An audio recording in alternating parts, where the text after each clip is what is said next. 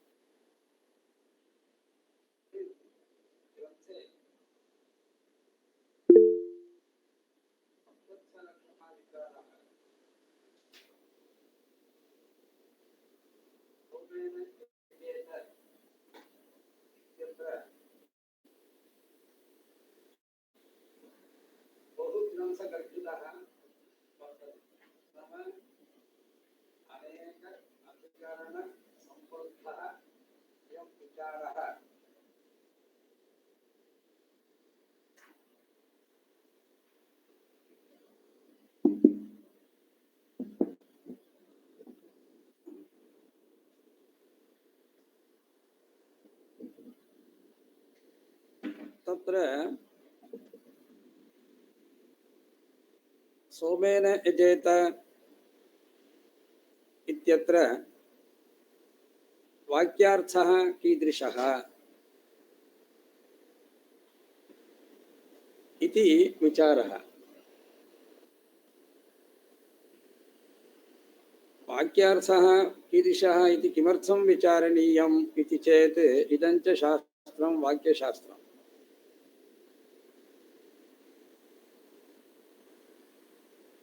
अत्र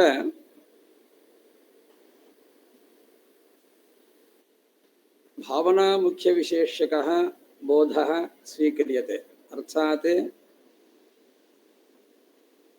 भावना प्रधाना भवति। भावना नाम यः कोऽपि तत्र यत्किमपि विवरणं भवतु, भावना नाम प्रेरणा। तथा च तस्याः भावनायाः यद्वैविध्यम् अस्ति शाब्दी आर्थीति, एकैकस्याः अपि भावनायाः अंशत्रयं विद्यते।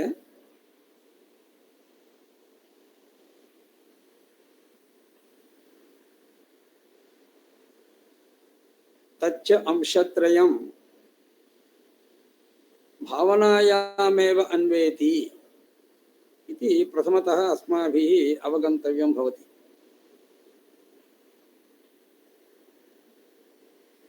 तथा च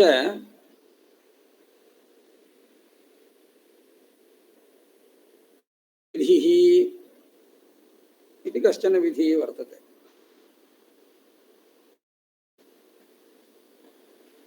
यत्र च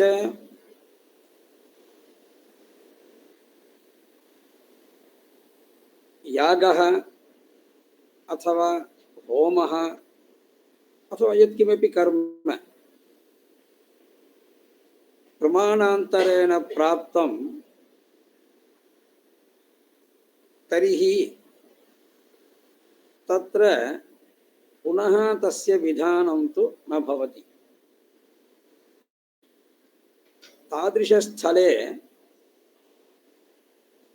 नाम यत्र कर्मणः प्रमाणान्तरेण विधानम् अधीतमस्ति तादृशस्थले तत्कर्मणः यः गुणः तत्र श्रुतः भवति चेत् तस्य विधानं भवति। तत्र गुणः नाम कर्मणः गुणद्वैविध्यं भवति द्रव्यं देवता इति। तत्र गुणविधेः उदाहरणार्थं दध्ना जुहोति इत्यत्र दध्नः यत् विधानं तत् होमम् अनूद्य भवति। अनूद्य नाम पूर्वं स च होमः प्राप्तः अग्निहोत्रं जुहोति इत्यत्र स च होमः प्राप्तः अतः तादृशं कर्म अनूद्य दध्नः विधानम् इति। यत्र च कर्म एवं गुणः उभयमपि प्रमाणान्तरेण अप्राप्तं भवति तत्र का गतिः?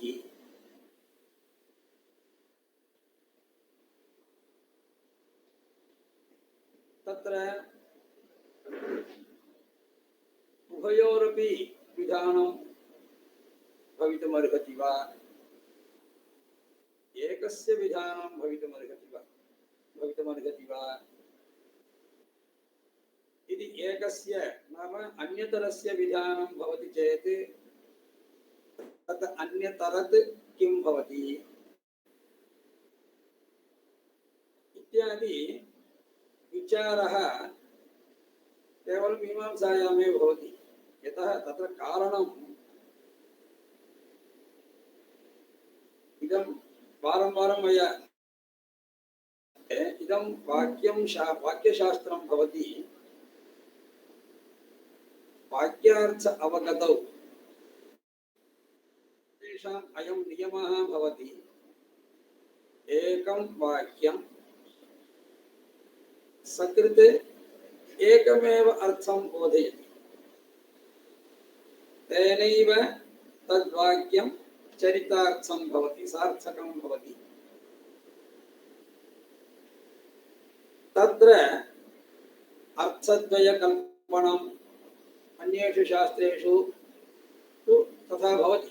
अत्र अर्थद्वयादिकल्पनं यदि क्रियते तर्हि वाक्यभेदः इति स च दोषः महान् दोषः भवति मीमांसा शास्त्रानुसारम्। तथा च इदानीं सोमेन यजेत इत्यत्र कीदृशः वाक्यार्थः स्वीकर्तव्यः? यजेत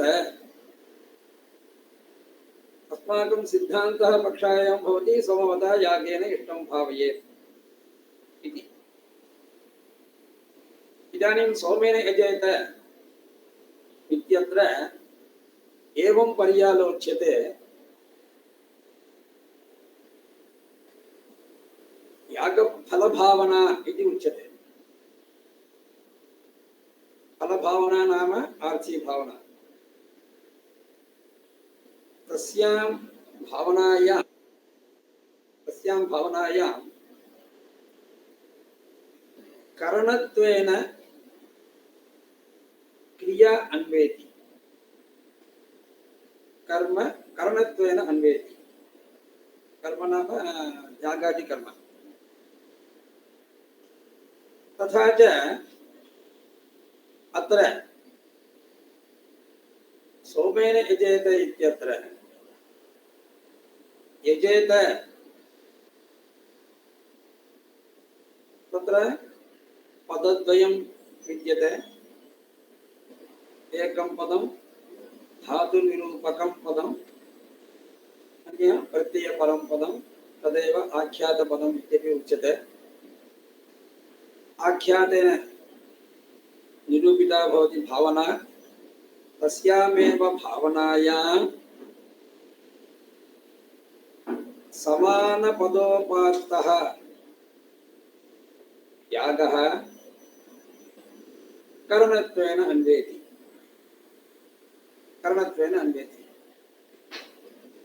तर्हि किं जातं? यागेन भावये। तर्हि सोमेन इति एकमस्ति, तस्य का गतिः?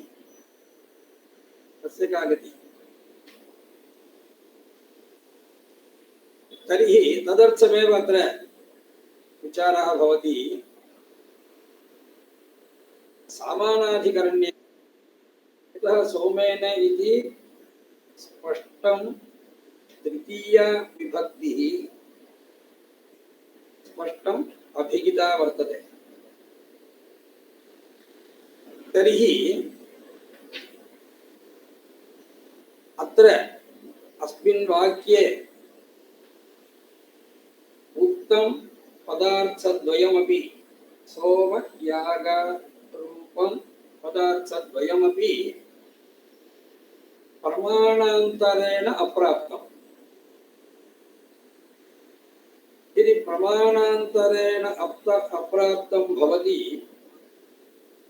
तर्हि सोमस्य उद्देश्यत्वम्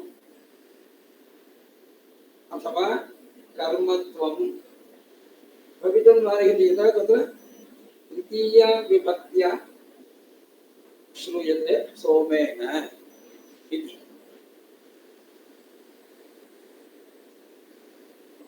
अतः अस्माभिः सोमेन यागेन भावये। तत्र आर्ची भावनायां कर्मत्वेन फलमेव अन्वेति। आर्ची भावनायां तदर्थमेव आर्ची भावना इति तस्याः भावनायाः नामापि। शाब्दी भावनायां तु कर्मत्वेन कस्य अन्वयः?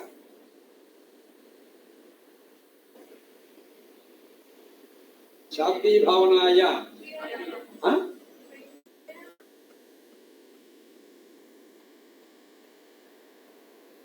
शाब्दी भावनायाः साध्याकांक्षायां कस्य अन्वयः भवति? आर्ची भावना। तथा च आर्ची भावनायां फलत्वेन अत्र अन्वयः सम्पादयितुम् अत्र न शक्यते। सोमेन यजेत इत्यत्र अत्र किमपि फलं नोक्तमस्ति। यदि नोक्तं चेत् अस्माभिः किम् उच्यते? नाम यत्किञ्चित् इष्टं भावयेत्। अतः सोमेन यागेन इष्टं भावयेत् इति वाक्यार्थः भवति। यदि सोमेन यागेन इष्टं भावयेत् इति नाम वाक्यप्रयोगः स्वीक्रियते तत्र कीदृशाः दोषाः भवन्ति इति तत्र दोषाणां परिगणनं तत्र क्रियते। दोषाणां परिगणनं तत्र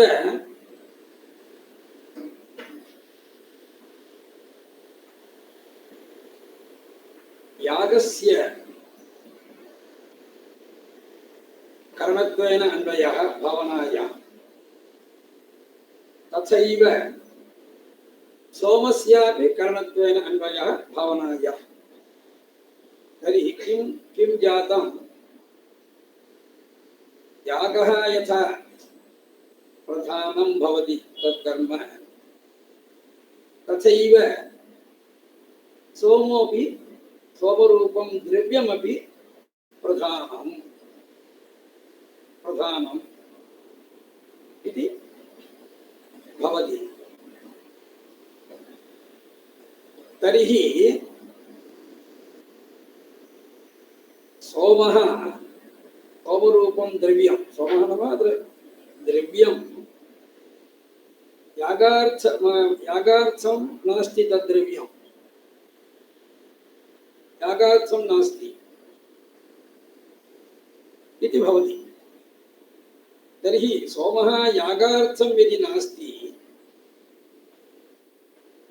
किमर्थं सोमः विहितः इति चेत् यत्किञ्चित् इष्टं भावयेत् इति फलार्थम् इति भवति। तर्हि फलार्थं सोमस्य विधानं यागस्य विधानम् इति अयं कश्चन दोषः। प्रथमतः स एव दोषः उक्तः नाम सोमस्य प्राधान्यापातः। सोमः प्रधानं स्यात् यथा यागः प्रधानं भवति तथा अस्यापि प्राधान्यं सम्भवति इति। तर्हि इदानीं सोमरूपं द्रव्यं किमर्थम् अत्र अभिहितमस्ति? फलार्थम् अभिहितमस्ति। तर्हि यागार्थं द्रव्यमेव नास्ति नाम यागीय द्रव्यत्व अनुपपत्तिः। यागीयं द्रव्यं किमिति वक्तुं न शक्यते। अतः यागीयद्रव्यस्य कल्पना कार्या भवति। अयं द्वितीयः दोषः। एवं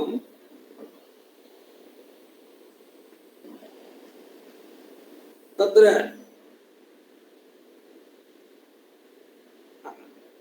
यागार्थ अनुपपत्तिश्च इति द्वितीयः दोषः।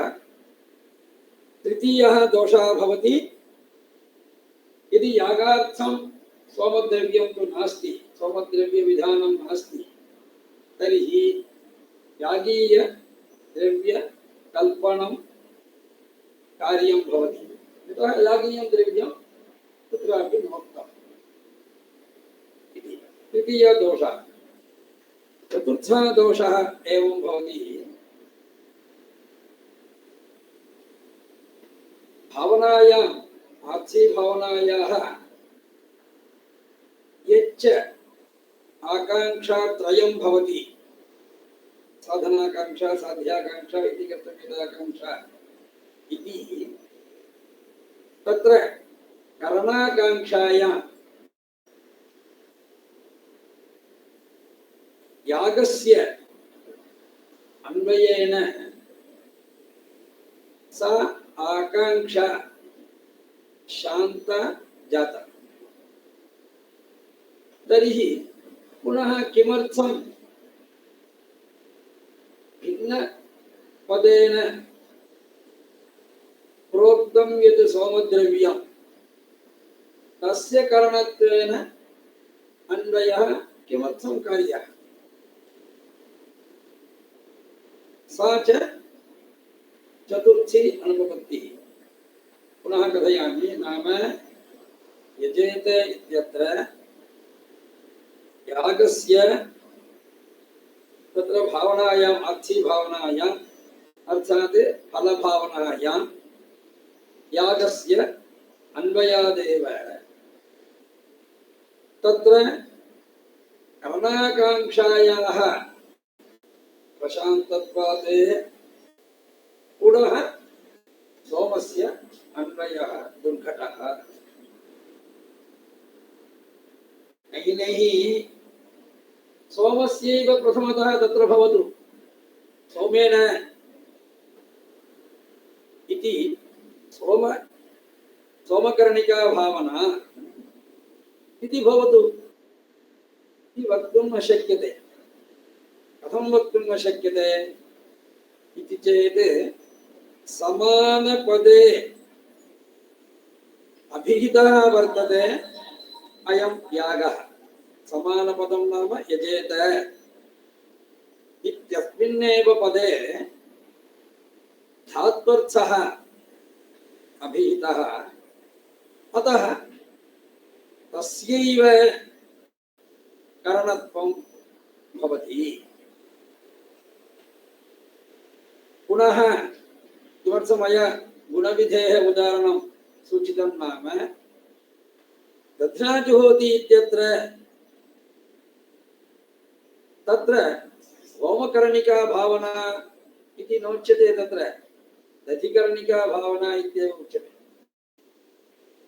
तत्र दधिकर्णिका होम भाव्यिका यतः भाव्यत्वेन साध्यत्वेन भावनायां होमस्य तत्र अन्वयः। तत्र कथं भवति तत्र समानपदोपात्तः होमः करणत्वेन स्वीकृतः। तत्र भवता किम् उच्यते तत्र दध्ना इति तृतीया विभक्तिः स्पष्टम् अभिहिता वर्तते चेत् अत्रापि सौमेन इति अस्ति इति चेत् तदत् मया उक्तं पूर्वमेव यत् अप्राप्तं भवति तस्य विधानं कार्यं। यस्य च विधानं क्रियते तस्य बोधकं नाम तत् बोधनपरा विभक्तिस्तु तृतीया भवति। तथा च अत्र यजेत इत्यत्र सोमेन यजेत इत्यत्र यजेत इत्येव अस्ति, तृतीया नास्ति इति न वक्तुं शक्यते। तत्र समानपदोपात्त धात्वर्थः यः भवति यागः स तु प्रमाणान्तरेण अप्राप्तः। अतः अप्राप्तः यः भवति सः सर्वदा विधेयः भवति इति।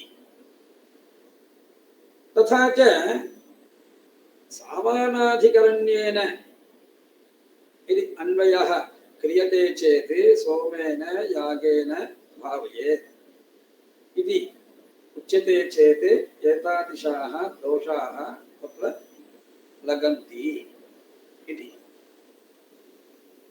अतः किमर्थम् ईदृशः प्रयासः सोमेन यागं भावयेत् यागेन सोमं भावयेत् एवं भवतु। व्यधिकरणेन वैयधिकरण्येन अन्वयः भवतु तर्हि कः दोषः इति तदुपरि आक्षेपः। तत्र यागेन सोमं भावयेत् सोमेन यागं भावयेत्। एतदेव पूर्वं तु सोमेन यागेन भावयेत् इति उक्तमासीत्। तत्र ईदृशाः चतुर्धा दोषाः तत्र कल्पिताः। यदि यागेन सोमं भावयेत् इति वा सोमेन यागं भावयेत् इति वा वैयधिकरण्येन उच्यते चेत् तर्हि कः दोषः? एतादृश क्लेशः किमर्थं स्वीक्रियते चेत् कथमपि लक्षणा न आश्रयणीया। तत् अस्माकं बुद्धौ अवश्यं स्यात्। लक्षणा नापेक्षते, तदर्थमेव ईदृशः प्रयासः। यदि यागेन सोमं भावयेत् इति उच्यते चेत् तदानीं तत्र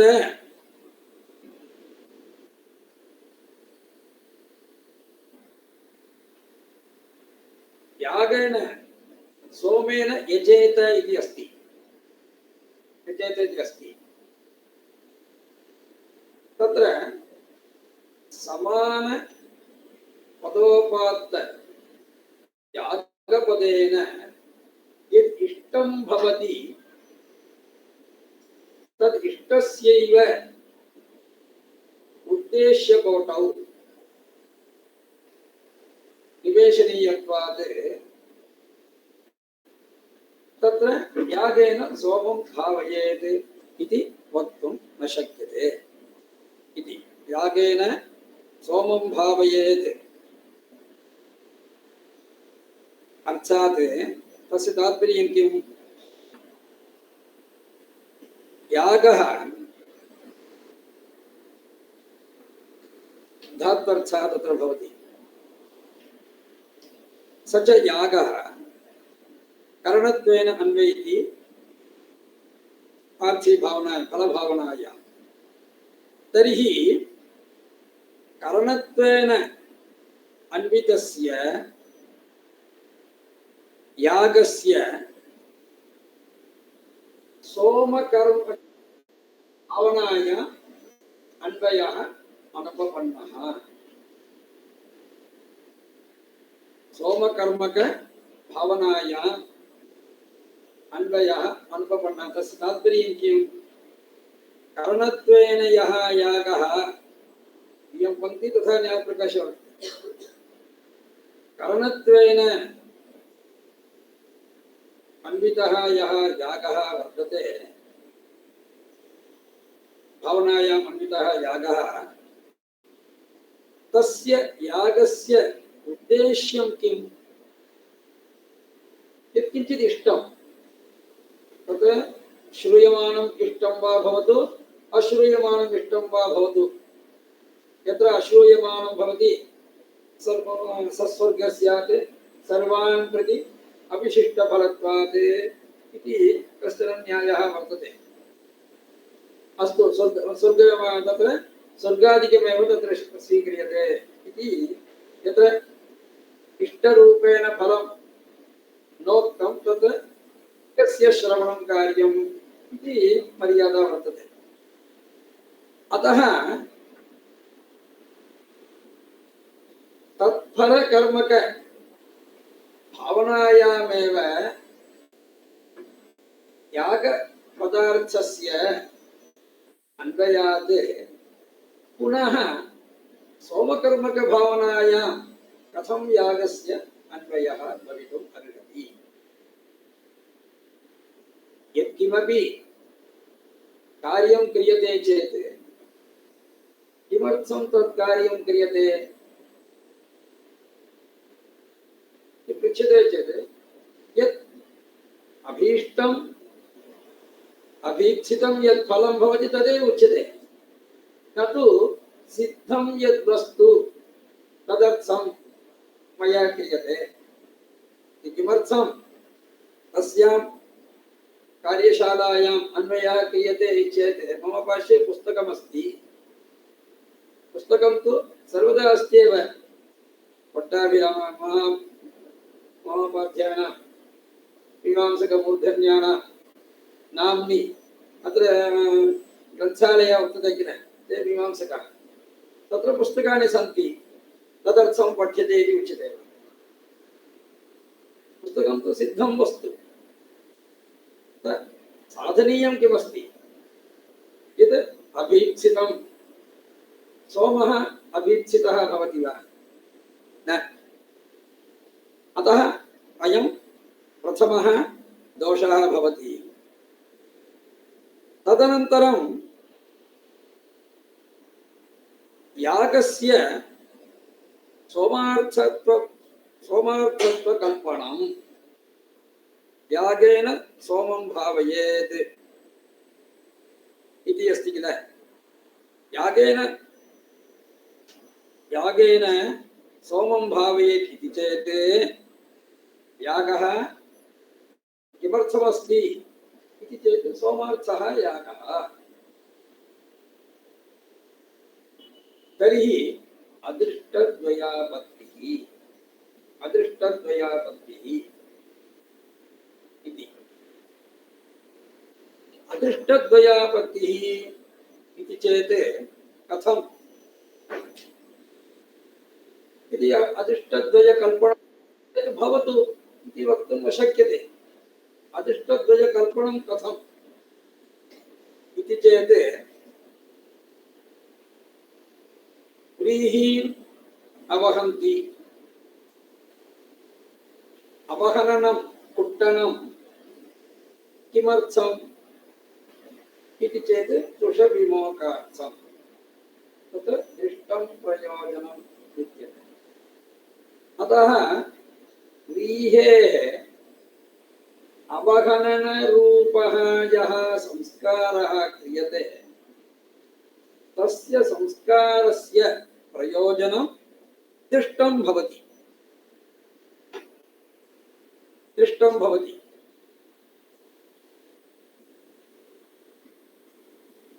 व्रीहीन् प्रोक्षति इत्यस्ति, तत्र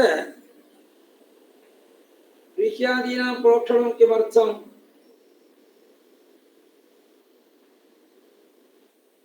प्रोक्षितं व्रीहिद्रव्यम् अप्रोक्षितं व्रीहिद्रव्यम् अनयोः व्यत्यासः दृश्यते वा? नास्ति। तत् प्रोक्षितं वा न प्रोक्षितं वा न ज्ञायते। अतः अप्रोक्षितेनापि कार्यं सम्पादयितुं शक्यते। अतः किमर्थं प्रोक्षणकर्म विहितम् अस्ति इति चेत् अदृष्टप्रयोजनम्। एवम् अत्रापि यागः सोमार्थः अस्ति इति चेत् सोमरूपं द्रव्यं, सोमद्रव्यं पूर्वमेव सिद्धमस्ति, तत् किमर्थं? नाम तत्र अदृष्टं जायते। यथा प्रोक्षिते व्रीह्यादिद्रव्ये अदृष्टं कल्प्यते, अङ्गीक्रियते, तथा अत्रापि अदृष्टं स्यात् इति। अयम् एकः, नाम अदृष्टद्वयकल्पनमस्ति किल, एकः प्रकारः। अन्यः तत्र सोमः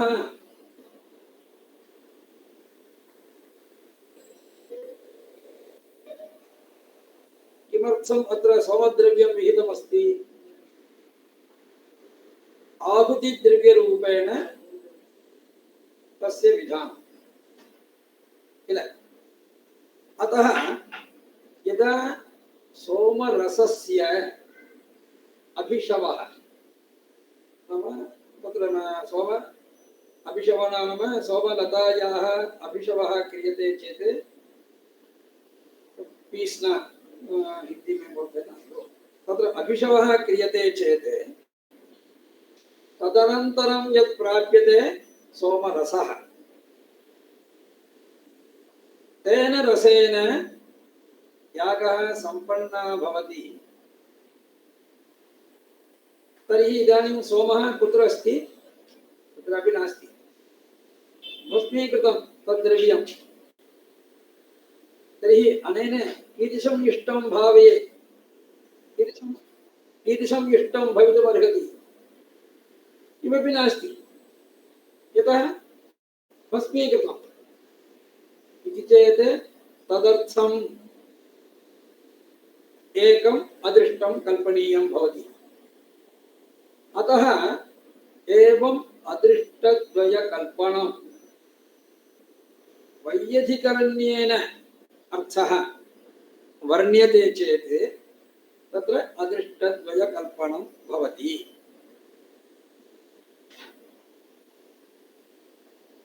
तदनन्तरं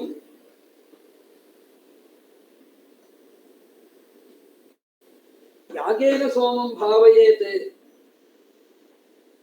इति कथं भवता विपरीतम् अन्वयं मम अन्वयवैपरीत्यं तु भवता स्वीक्रियते। किं तत् वैपरीत्यम् इति चेत् तत्र सोमेन इति तृतीयविभक्तिः वर्तते। अत्र सोमम् इति द्वितीया विभक्त्यर्थः स्वीक्रियते। नाम करणत्वेन श्रूयमाणस्य पदार्थस्य साध्यत्वेन स्वीकारः कथम् अङ्गीकार्यं? तत्तु भवितुं नार्हति। तत्र सोमेन इति तृतीया विभक्तिः अस्ति। अत्र यागेन सोमं भावयेत् इति द्वितीया विभक्त्यर्थः स्वीक्रियते। अतः करणत्वेन श्रुत्या अभिहितस्य साध्यत्वेन वर्णनं कथं साधु संगच्छते? अतः सामानाधिकरण्येन अन्वये कृते तत्र चत्वारः दोषाः यथा उक्ताः तथैव अत्रापि त्रयः दोषाः एवं कल्पिताः सन्ति अत्र ग्रन्थे। अस्तु, एवं भवतु। सोमेन यागं भावयेत्, सोमेन यागं भावयेत् इति तत्तु भवितुमर्हति किल इति चेत् तदपि तत्र सोमेन यागं भावयेत् इति कथनेन अदृष्टद्वयकल्पनं न भवति।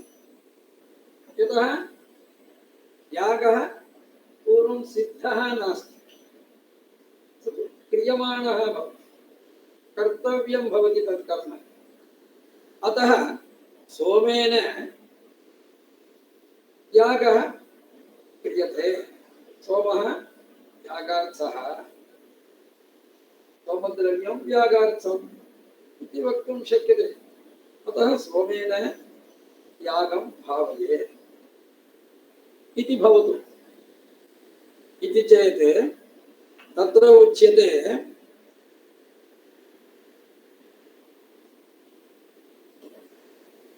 तत्र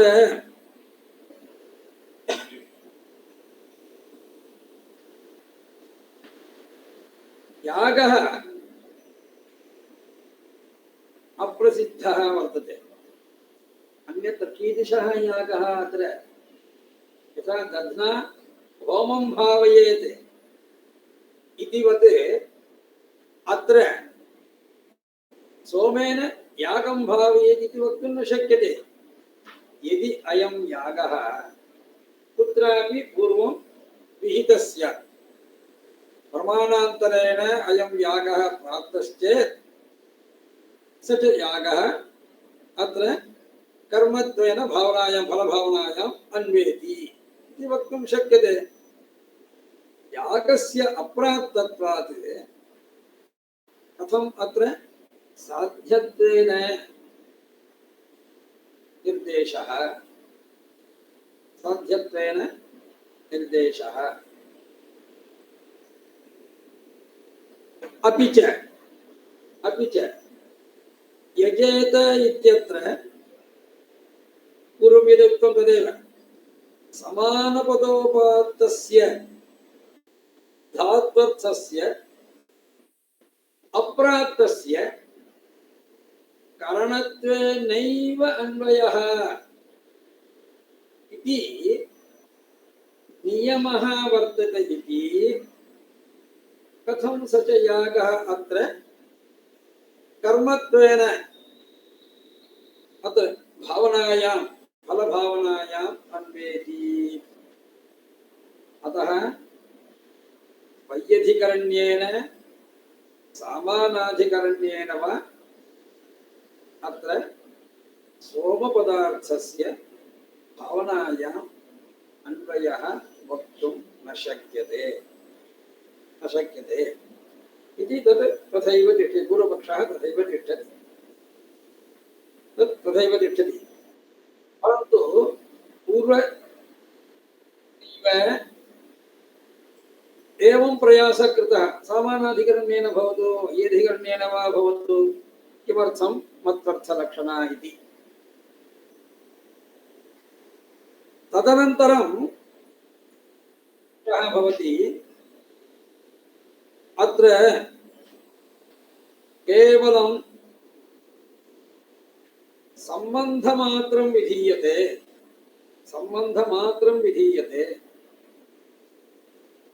न तु करणत्वम् अथवा कर्मत्वं वा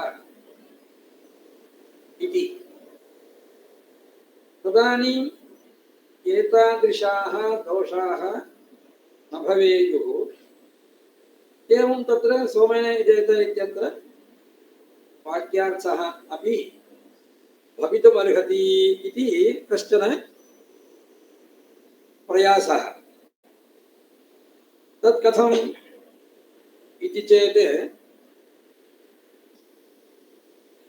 तत्र यजेत इत्यत्र यागस्य न कारणत्वेन नापि साध्यत्वेन उपस्थितिः तद्वाचिक तृतीयाद्यभावात् किन्तु भावनायां यागसम्बन्धमात्रं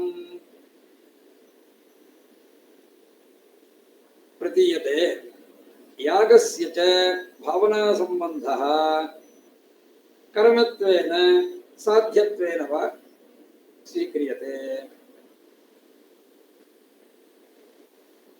प्रति करणत्वांशं स्वीकृत्य यागस्य करणत्वांशं स्वीकृत्य फलसम्बन्धः यागेनैव स्वर्गप्राप्तिः इष्टप्राप्तिः न तु द्रव्येण तदनन्तरं साध्यत्वांशं स्वीकृत्य तस्यैव कर्मणः साध्यत्वरूपम् अंशं स्वीकृत्य गुणसम्बन्धः यथा दध्नाजुहोति इत्यत्र होमः साध्यत्वेन अन्वेति अनेन किं भवति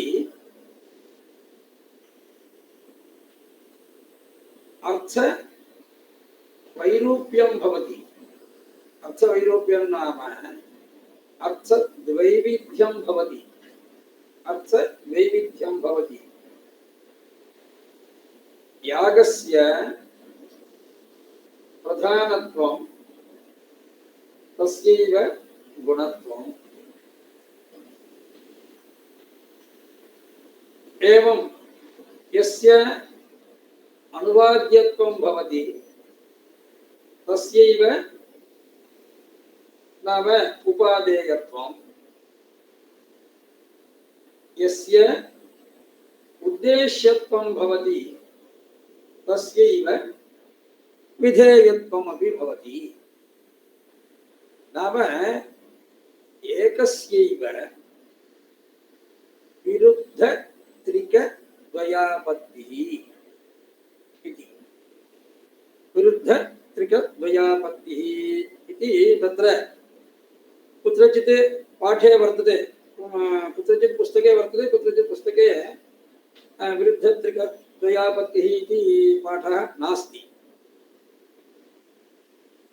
तत्र पश्यतु, प्रधानं किम्? अत्र विरुद्धत्रिकमस्ति किल, तत्र विचारः क्रियते। विरुद्धत्रिकं किं भवति? प्रधानम्, उद्देश्यम्, अनुवाद्यम्। एवम् अत्र गुणत्वम् अथवा गुणः, एवं तत्र विधेयम्, एवम् उपादेयम् इति। अत्र प्रधानं तद्भवति। प्रधानम् इति यत् पुरुषकृतेः उद्देश्यं भवति, पुरुषव्यापारस्य, पुरुषप्रयत्नस्य यत् उद्देश्यं भवति तदेव प्रधानं भवति, तदेव प्रधानं भवति। पुरुष प्राधान्यं नाम पुरुषकृत्युद्देश्यत्वम् इति। इदानीं तर्हि उद्देश्यं किं भवति? उद्देश्यं तद्भवति यथा दध्नाजुहोति इत्यत्र उद्देश्यं किं नाम होमरूपं कर्म। यथा प्राप्तस्य यः अनूद्यते तद् उद्दिश्यं, तस्यैव उद्देश्यत्वम् इति। एवं भवति तत्र तस्यैव अनुवाद्यत्वमपि भवति। यतः अन्यत्र प्राप्तम् इति कृत्वा, तथा किं जातम्? एकस्य यागस्य प्राधान्यम्, उद्देश्यत्वम्, अनुवाद्यत्वम् इति अस्ति चेत् तस्यैव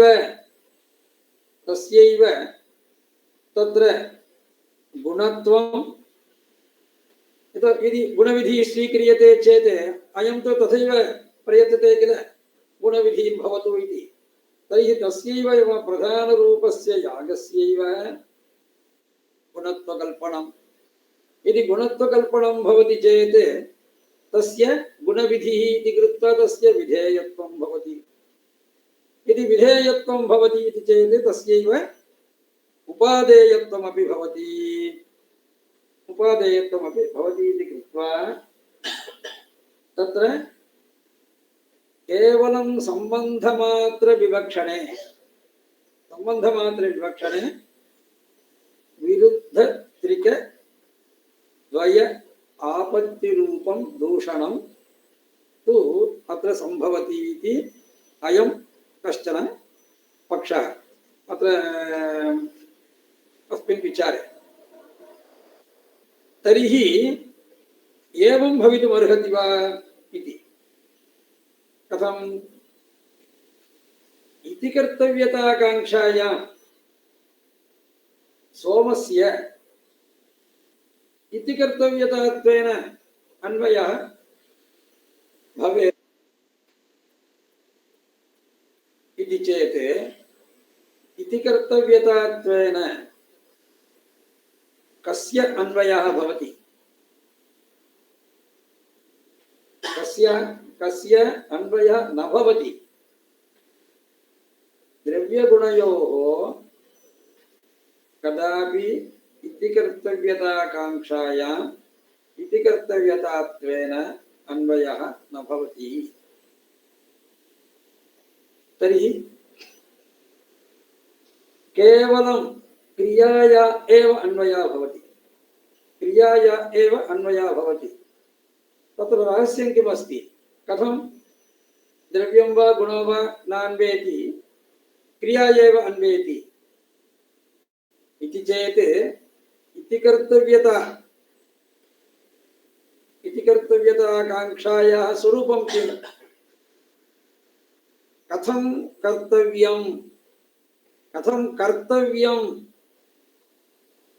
इति चेत् तस्य तात्पर्यं किं? कथं करणीयम् इति क्रियायाः आकाङ्क्षा भवति। अतः कथं कर्तव्यं तस्य समाधानं किम् उच्यते? एवं कर्तव्यम् एवं कर्तव्यम् एवं कर्तव्यं तदेव इति कर्तव्यम् इति कर्तव्यम् इति। अतः क्रियाया एव तत्र अन्वयात् तत्र इति कर्तव्यतात्वेन अन्वयः न भवितुमर्हति। अपि च सोमेन यजेत इत्यत्र या तृतीया अभिहिता वर्तते, तृतीयायाः अर्थः कः भवति? करणत्वम् अर्थः। इदानीं कीदृशः अर्थः स्वीक्रियते? इति कर्तव्यतात्वम्। तादृश अर्थः कुत्रापि नास्ति। कर्तृकरणयोः तृतीया इत्येव किल। तर्हि स च अर्थः लक्षणया समाश्रयणीयः भवति, लक्षणया स्वीकर्तव्यः भवति। तत्र गुणे तु अन्याय्यकल्पना, गुणे तु अन्यायकल्पना नास्ति, तत् अस्माभिः क्रियते। अन्याय्यकल्पना, गुणे तु अन्याय्यकल्पना अर्थात् गुणे नाम उपसर्जने, गुणः उपसर्जनम्, उपसर्जनीभूते वस्तुनि अथवा पदार्थे तत्र अन्याय्यं नाम लक्षणा। अत्र अनुचितम् इति तात्पर्यं नास्ति, अन्याय्यकल्पना नाम लक्षणा कल्प्यते इति।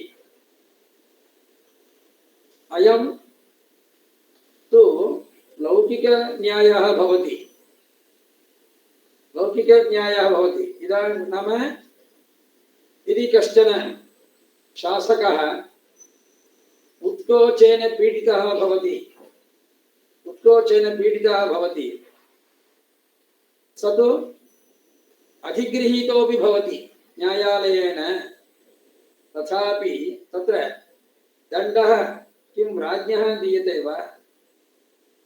राज्ञः यदि दण्डः भवति चेत् शासनं कथं भवितुमर्हति? अतः अधिकारिणां भवति। गुणे तु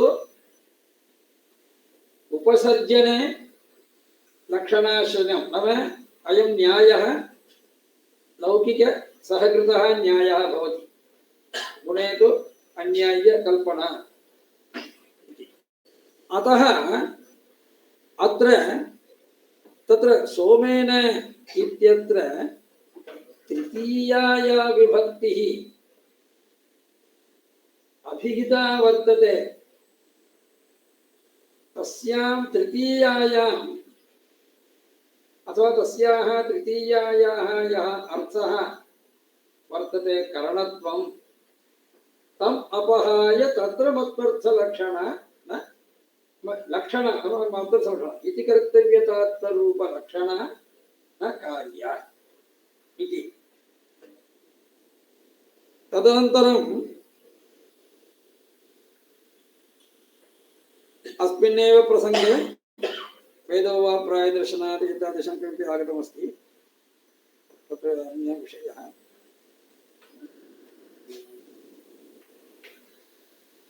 अत्रैव तत्र नावान्तरक्रियायोगात् ऋते वाक्योपकल्पितात् गुणद्रव्ये कथं भावैः गृह्णन्ति नाम गुणद्रव्ये कथं भावैः न गृह्णन्ति, तर्हि प्राकृताः क्रियाः गृह्णन्ति इति मया उक्तं किल। इति कर्तव्यताकाङ्क्षायां तत्र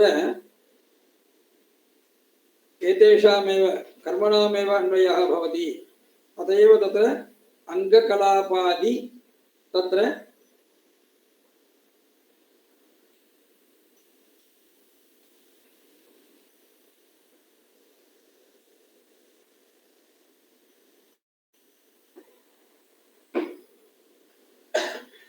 अन्यत् किमस्ति अन्यत् किम्?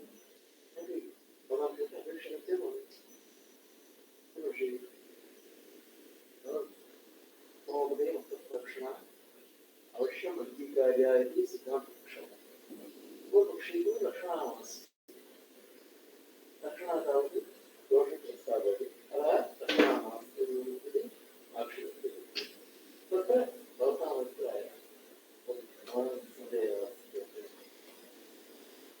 यदि प्रश्नयित्वा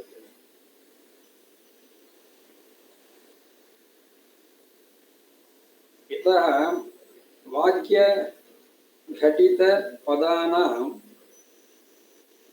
भावनायामेव अन्वयः इति नियमः वर्तते।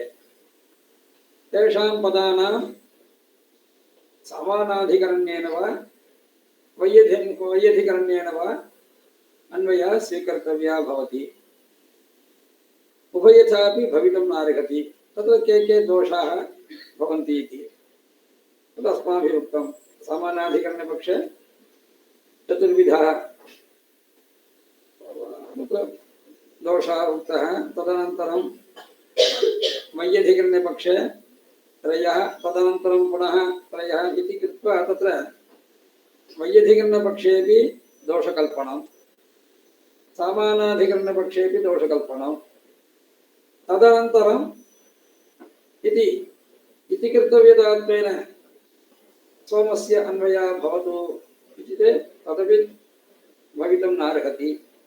अथवा तत्र केवलं सम्बन्धमात्रं तु प्रतीयते तस्यैव अन्वयः इति चेत् तदर्थं तु विरुद्धत्रिकद्वयापत्तिः इति तद्दूषणमपि अभिहितम्।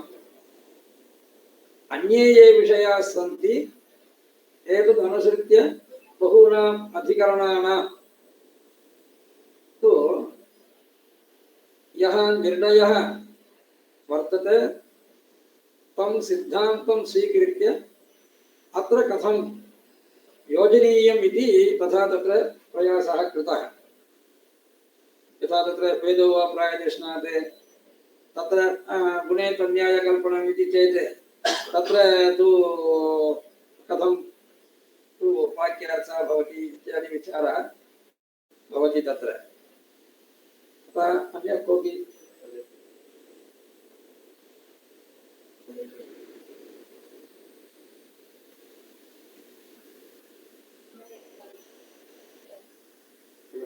गुणेत्वन्यायकल्पना इति न्यायं वदन्ति।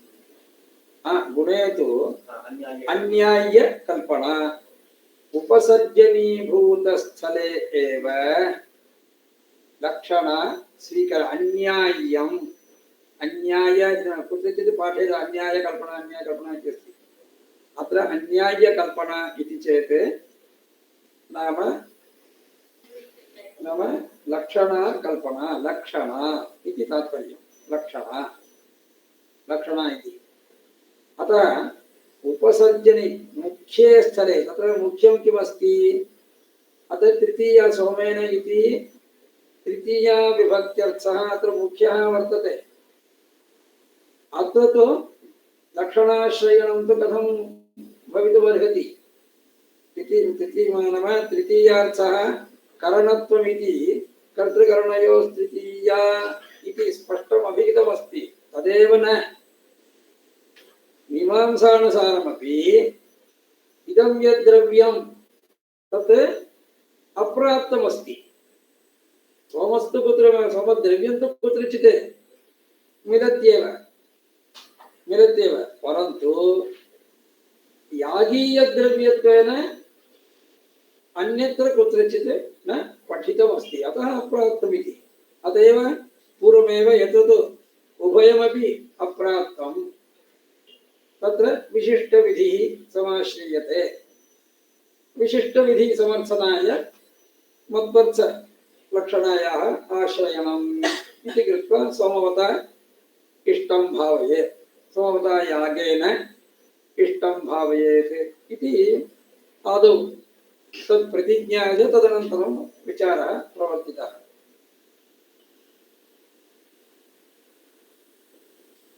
अन्यत्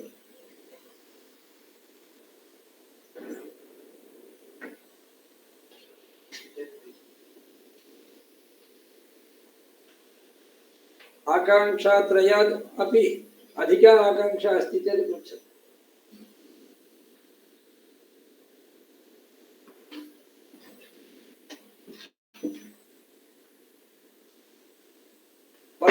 शेषरमीमांसायां तु अधिक किं भावयेत् केन भावयेत् कथं भावयेत् इति आकांक्षात्रयं सामान्यतः मीमांसाग्रन्थेषु शेषरमीमांसायां श्रीमद्वेदान्तदेशिकैः किं भावयेत् केन भावयेत् कथं भावयेत् किमर्थं भावयेत् इत्यपि एका आकांक्षा उत्थापिता भवति। किमर्थमिति चेत् स्वर्गं भावयेत् स्वर्गमपि किमर्थं भावयेत् किमर्थं स्वर्गं भावयेत् इत्यपि भवति।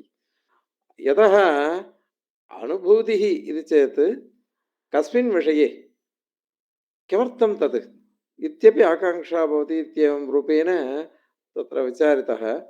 अतः आचार्याः तद् वदन्ति आकांक्षात्रयातिरिक्त आकांक्षा अस्ति चेत् पृच्छन्तु इति। सर्वत्र एवमेव भवति। धन्यवादः। एवं दिनद्वये अत्रैव स्थित्वा अत्र ये आगच्छन्ति तेभ्यः अस्माभिः भोजनव्यवस्था नैव कर्तुं शक्यते। ते स्वयं पाकिनः अत्र आगत्य पक्त्वा सर्वं कृत्वा भुक्त्वा अनन्तरं गच्छन्ति। परह्यः रात्रौ आगतम् एतैः, अनन्तरं ह्यः प्रातः अत्र आगतं, ह्यः रात्रौ 10 वादने तिरुमलां गत्वा 3 वादने भगवद्दर्शनं 3 वादने जातं। दर्शनानन्तरम् अत्र आगत्य धनुर्मास आराधनं भवति। धनुर्मास आराधनं प्रातः उत्थाय स्नानं कार्यं, प्रथमं तत्र स्नातः पुनः अत्र आगत्य किञ्चित् कालानन्तरं स्नात्वा आराधनं कृत्वा स्वभोजनार्थमपि पक्त्वा अत्र आगताः 8 वादने 7:50 आगताः। आगत्य पाठं समाप्य तिरुचानूर् गतवन्तः। तत्र पद्मावतीदेवी दर्शनं जातं।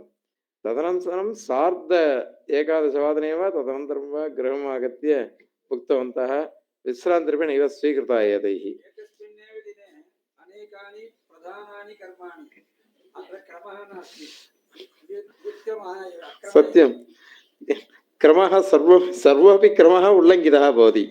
यतः एतैः एवम् अधुना अद्य रात्रौ श्वः वैकुण्ठ एकादशी भविष्यति। तदर्थं यदि शक्यते भगवद्दर्शनं स्यात् इति तदर्थमपि प्रयतन्ते मे आचार्याः। पुनः पाण्डिचेरी गन्तव्यं। श्वः प्रति एकादशी एतैः उपवासः एव अनुष्ठीयते।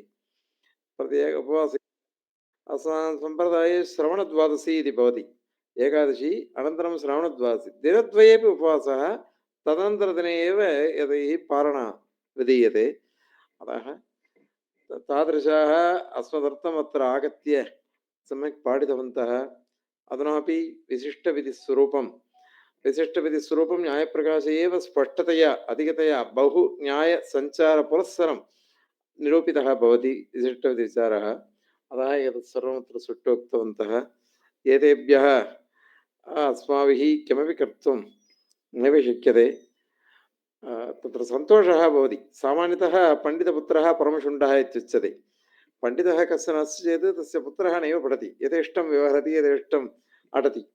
परन्तु एतेषां पुत्रः आडिटर्, परन्तु तत्र बुद्धिः नैव गच्छति। CA फस्ट् अटेम्प्ट् पास् कृतवान्, परन्तु तत्र नैव गच्छति। एवं न एतेषां कथं भवति नाम तस्य पुत्रस्य एतेषां पुत्रस्य वेदाध्ययनं कृतवान्। शास्त्राध्ययनं पितृचरणानामेव सविधे अधीतवान्। सर्वं वेदान्तशास्त्रम् अधीतवान्, न्यायशास्त्रम् उपयुक्तम् एवं रीत्या अधीतवान्। श्लोकान् सम्यक् लिखति, भवद्भिः ज्ञायते। अधुना धनुर्मासः गोदादेव्याः तिरुप्पावै इति उच्यते। 30 गाथाः सन्ति। एकैकस्याः गाथायाः अयं प्रतिदिनं मम स्टेटस् मध्ये प्रेषयति संस्कृत श्लोकरूपेण गाथा एकरूपं भवति अत्र तु अनेन तु अद्भुतरूपेण कवनं क्रियते तादृशः सः नाम पण्डितवंशः परम्परा भवति तादृशाः अत्र आगत्य अस्मान् अनुगृहीतवन्तः एतेभ्यः यत्किञ्चित् अधुना समर्प्यते अस्माभिः पूर्वं समर्पितम् एतदस्ति तदपि तत्र एतस्य योजना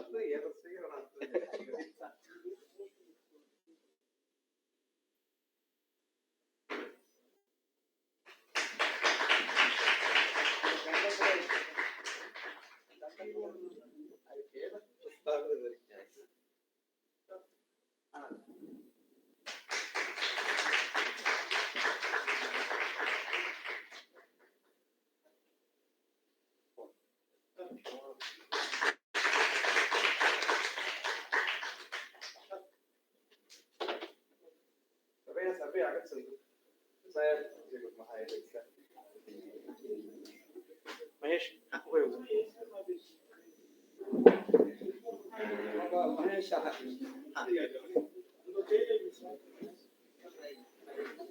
रात्रि उपविश्य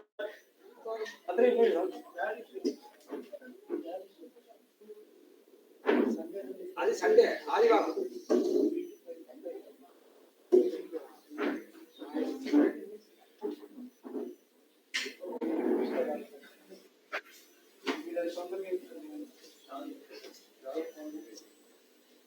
गुणे तो अन्याय कल्पना अयं तु गुणभूतः भवति अङ्गभूतः अस्ति किल अत्र यद्यपि अन्यायम् आचरितं तत् अस्य भवति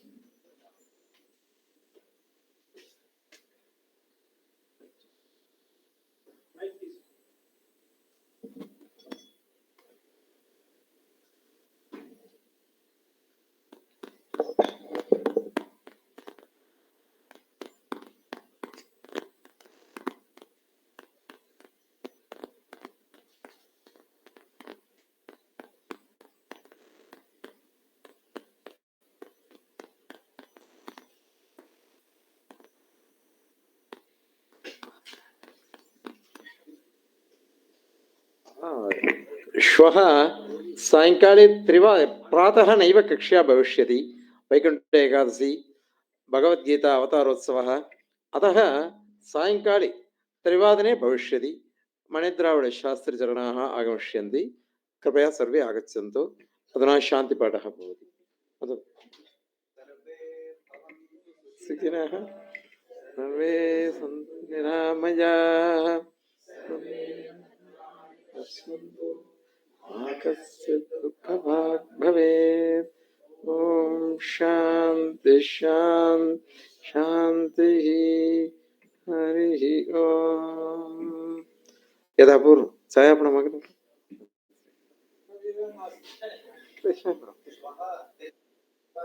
भवन्ति भवन्तः अपि साक्षात् त्रिवादने